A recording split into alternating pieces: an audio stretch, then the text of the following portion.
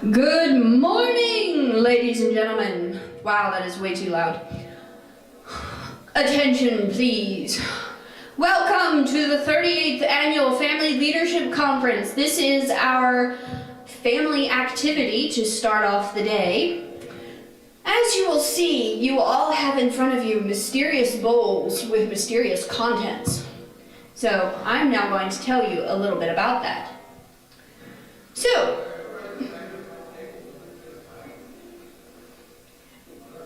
well, they're already set, so. This game is called Sticky Sin. And I heard some of the people talking. I think they already know where this is going, but we're going to go ahead and explain the process anyway. So, our weekend is about true liberty. So we're going to do a little experiment this morning. Excuse me, you are going to do a little experiment this morning. We want you to experience liberty. It's up to you to figure out how to experience liberty in a bondage type situation. We're going to hand out instructions for the people at each table to follow. So Miss Donna's going to do that. Here are your instructions. Dump the whole box of cornstarch into the bowl. Get 1.4 cup. On average, get half the volume of water as of cornstarch. Add this to the cornstarch. Mix it and wait for our instructions. Now, Miss Donna, where's the water they're supposed to get? All right, it is up to you. It is up to you to obtain your own water. You can go to the kitchen or to the bathroom. Take your container and measure half the container's worth of water and put it into the bowl.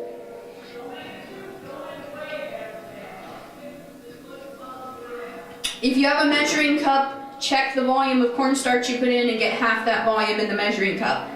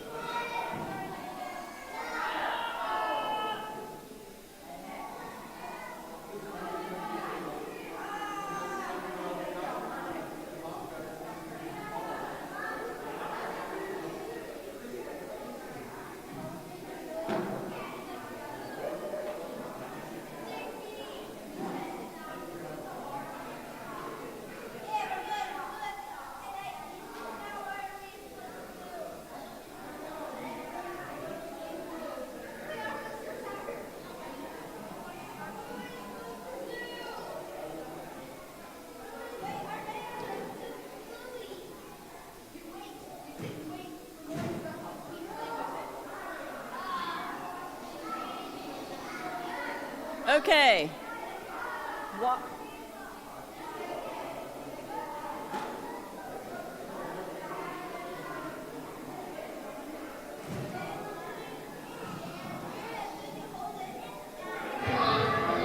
Okay, while you're doing your last mixing, depending on the size bowl, pick one person that'll put their hand in there for this.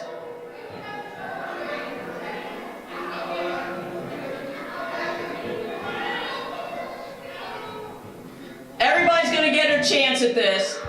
Just go ahead and... It depends on your size bowl. If your size bowl will easily fit 2 hands in there. If your bowl will easily fit 2 hands in there, pick 2 people. And don't worry about this too much. It's easy cleanup. Easy cleanup. Or we wouldn't be doing this on carpet.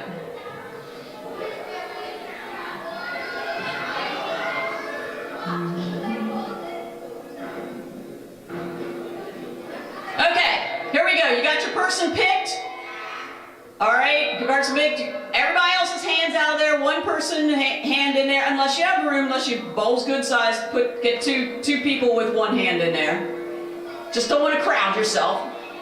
You guys got a smaller bowl, so just it'll work a little better with just 1 hand in or 2 for the bigger bowls. Okay, are we ready for that yet? I can't hear. Okay, we're good? 1 hand in, guys.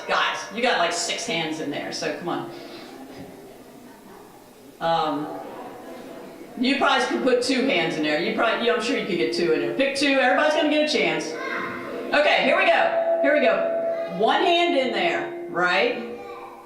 I pick another person to hold the bowl. That would be a good idea, wouldn't it? All right, and when I say pull, you pull your hand out. All right? Did I say that yet? Instructions are so difficult. Okay, so anyway, you all have a hand in there, right? I think. Can't see. Okay.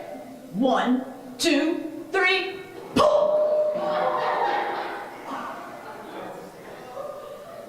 Okay.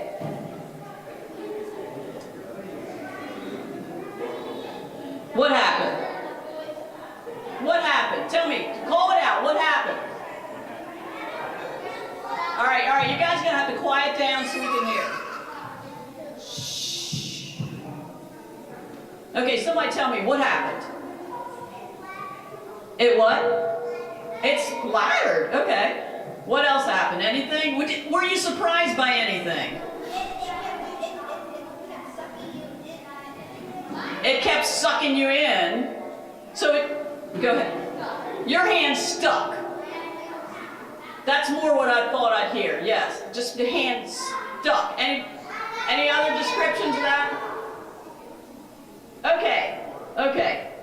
That's it. That's a bit of a surprise, I know, was to me anyway. Why do you think that happened? No ideas. All right, that's fine. Here's what I want you to do. I want you, as a table, to talk it over, and I want you to figure out how can you get your hand out without experiencing that bondage. How can you easily remove it? You felt some resistance this time, hopefully, if it was all done right. Talk about it as a group, and then experiment. Make sure everybody gets a chance. How can you easily pull your hand out? Talk it through.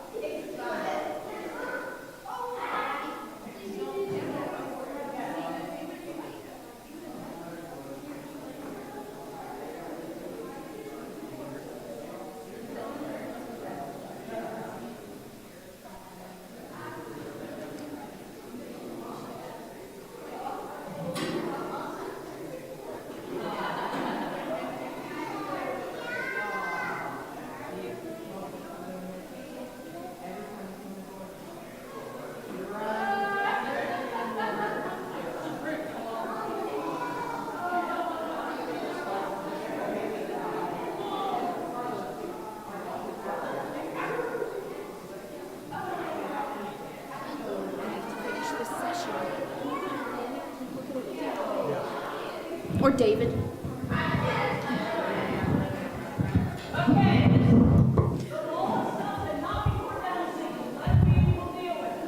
Yeah, just leave your bowls on the tables. We're going to clean them up because it can't be disposed of down drains. So, looks like you guys have had a lot of fun with this experiment. So the question is, how can we relate this to our lives as Christians? The experiment was called Sticky Sin. What could one meaning of that be? Yes, Evie? Sin can stick to us. We can get stuck in sin. What else could we have called this experiment? I think we could have come up with a lot of fun names for it. We could have called it rebellious resistance, or let go and let God. There's a lot of fun things. So Jesus said in John 5, verse 30, "By myself I can do nothing." But we sometimes act like we can. Do you try to do hard things on your own? So, Miss Donna, do you have a story about doing hard things on your own?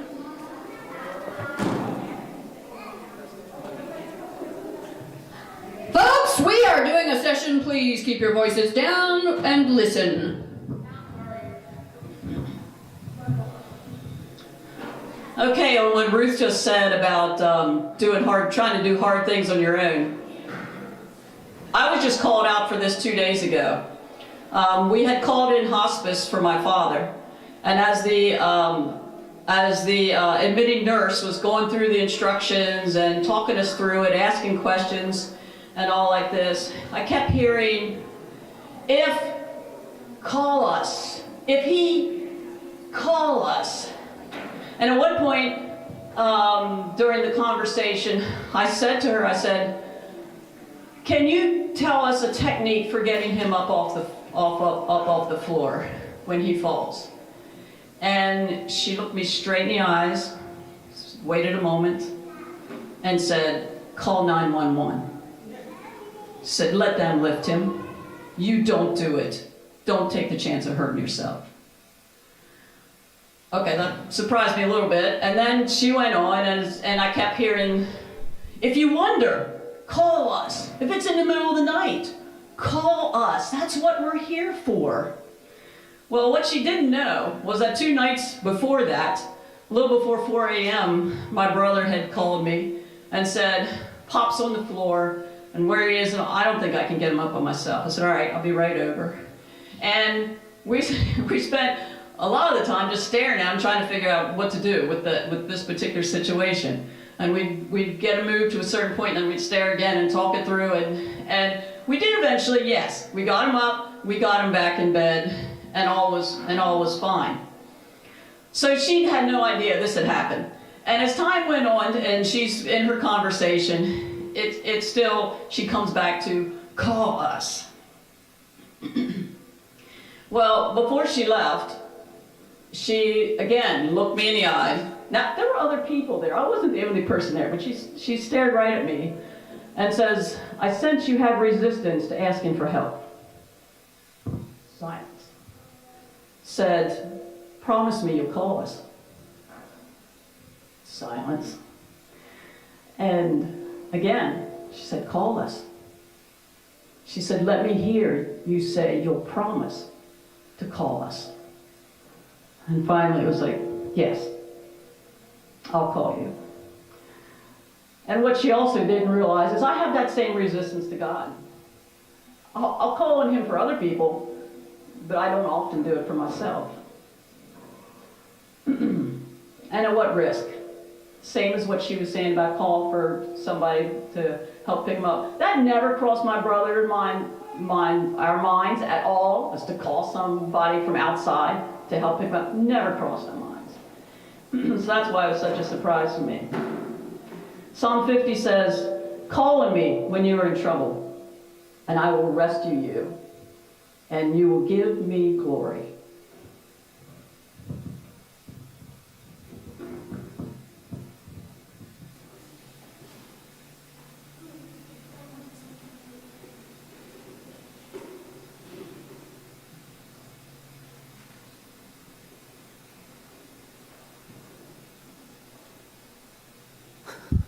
So the lesson we're trying to teach with this game and with Miss Donna sharing that story, thank you for sharing that, Miss Donna. The lesson is that we need God's help. We can't get out of our sin. We can't get unstuck from it on our own. But we like to think we can do things on our own, don't we? Our very life comes from God. What happens if we don't have breath?